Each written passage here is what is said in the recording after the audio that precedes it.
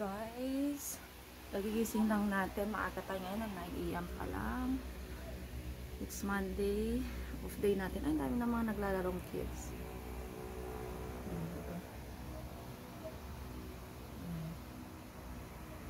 Kasi ang sarap din pag sa umaga. Mahangin-hangin maglakad. Mahangin-hangin ngayon na.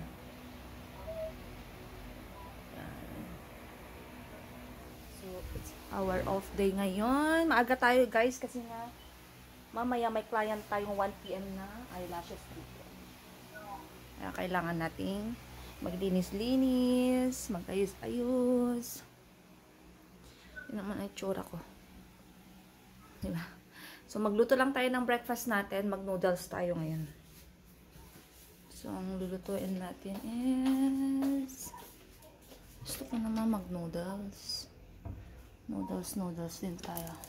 Ay! Noodles ka. Ito ba? Lutuin natin. Ayan ang lutuin natin, guys. So, sana may kanin. Magluto ako ng kanin din. Sandali lang naman magluto, diba? So, luto muna tayo, guys. Then, kape. Guys, standby tayo sa babala. Kasi, wala pang reply ang ating isang client. So,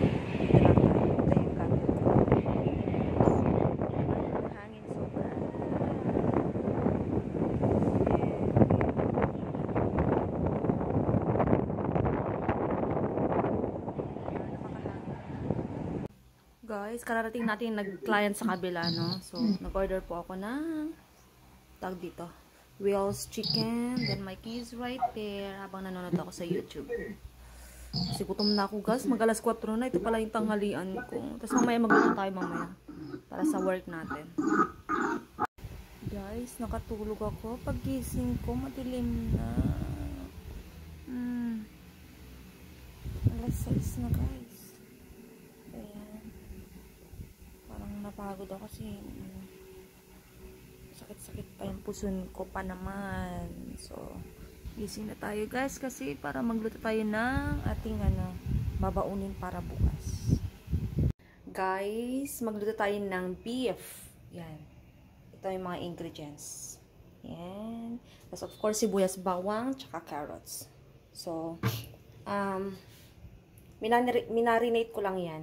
So, maghiwa muna tayo ng ating mga ingredients. So, guys, nakahiwa na tayo, no? So, pinirito ko na yung carrots. Nasunog pa. Ngayon, sumunod yung patatas. Tapos, nahiwa ko na yung sibuyas, bawang, kamatis, then mamaya na to. Kasi pang-anon lang naman yun.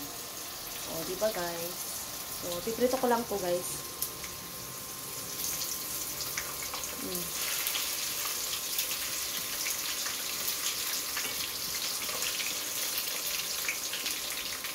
Hindi ko na binalatan kasi nakakain naman yung balat niya. Mas masarap yung may balat. Ayan. Talsik kasi.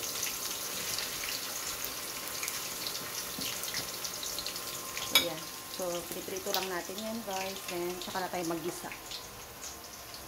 So, tapos ko na naprito yung carrots and patatas. Yung beef naman ang iprito ko. Prito lang ng kaunti yan. Tapos, tsaka tayo mag-gisa. So, diba, guys?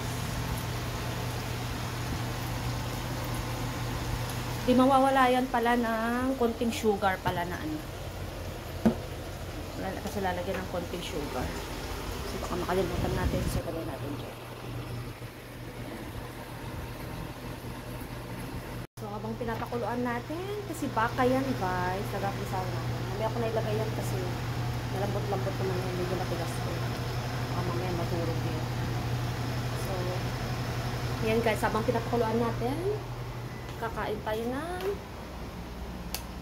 patayin ko naman kasi may ilaw naman dun para conserve electricity. And kain tayo ng ating leftover kanina. Then of course kape, hindi mawawala yan. And naghihintay tayo dun sa pinapakuluan natin.